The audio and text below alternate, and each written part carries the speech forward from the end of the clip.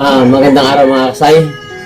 Nandito muli ako para muli lang pong i-share sa inyo itong tugas. Ito po, after 3 months po, ito na po yun yung in-upload ko dati na kung paano mag-select ng branches. Ito na po siya. Tatanggalin na naman natin yung mga tumubo sa kanyang mga branches.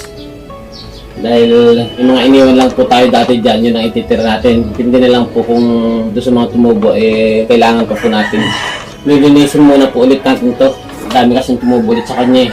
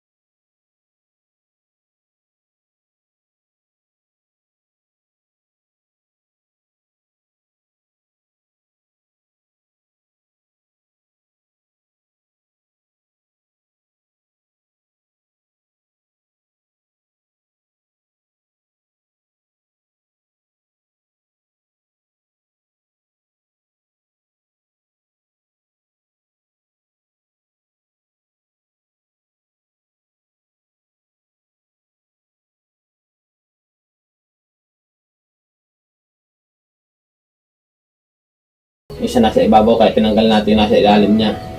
Tapos ito naman, magkatapatan ulit po siya. Ang iniwan natin dito yung nasa likod. Ito namang pantatlo na to, iwan na naman natin yung nasa harap para salitan siya.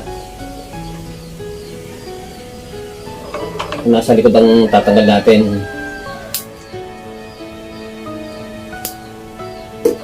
Yan po, nasa likod to, nasa harap. Ito nasa taas naman itong isa. Ito nasa harap naman po ito isa. Adisihan po siya. At dito na po siya natin puputulin yan. Bali, 1, 2, 3, 4, 5. Yung palima. Hindi ko muna po siya puputulin para mas mabilis ang lumaki. Pahabaan muna po natin ito. Iangat ko na lang po siguro to para mabilis lumaki. Ito naman po. Ganun yung gagawin natin. Tatanggal tayo ng katapat niya na branch. Ang iwan naman natin dito yung nasa unahan. Nasa likod naman ang tatanggalin natin sa kanya dahil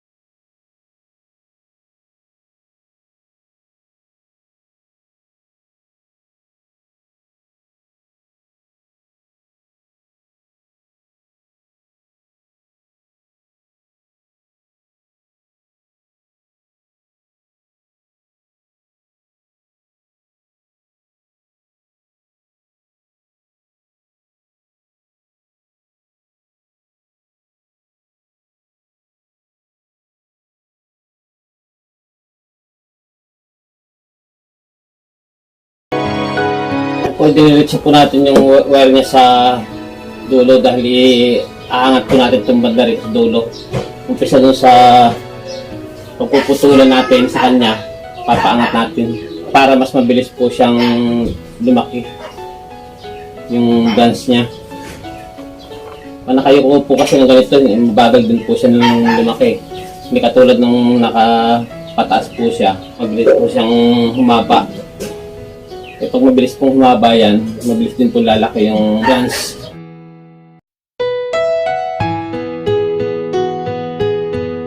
Mamaya na po natin ayusin ito po na i-wiring na lahat.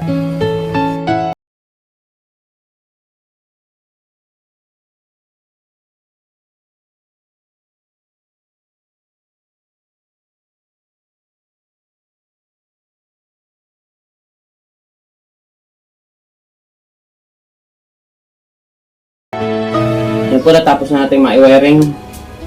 Ayusin na lang po natin yung branches niya. At ito po, konting paliwanag lang po dito. Katulad nito may sanga po siya rito sa likod. Ang balutot po natin yan, punta rito sa harap. Pero balutot muna natin po gano'n.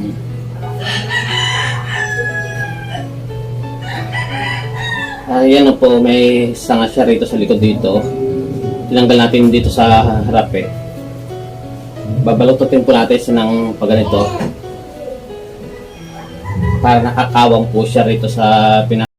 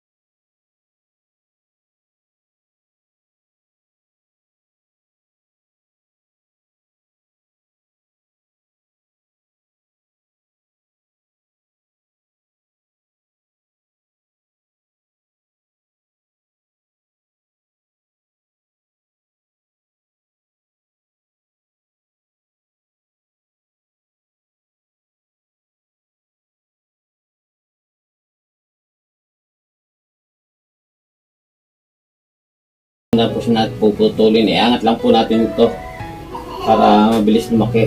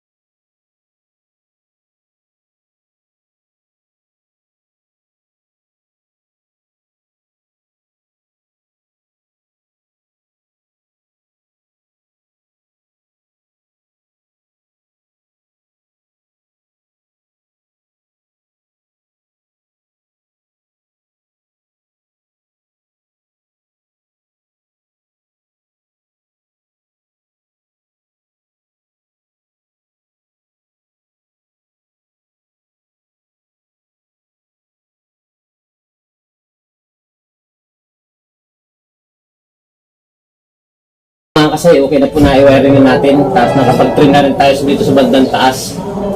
Pero ito, hinayaan po muna natin ito para mabilis lumaki yung primary branch niya. Hindi muna natin ito tinutulan. Saka itong kabila.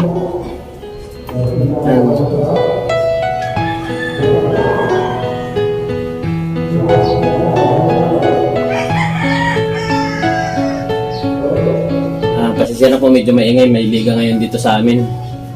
Ayan po, muli maraming salamat sa inyong panonood at muli po sa hindi pa nakakapag-subscribe sa aking YouTube channel, pakisubscribe po at pakilike po kung nagustuhan nyo naman po itong channel po.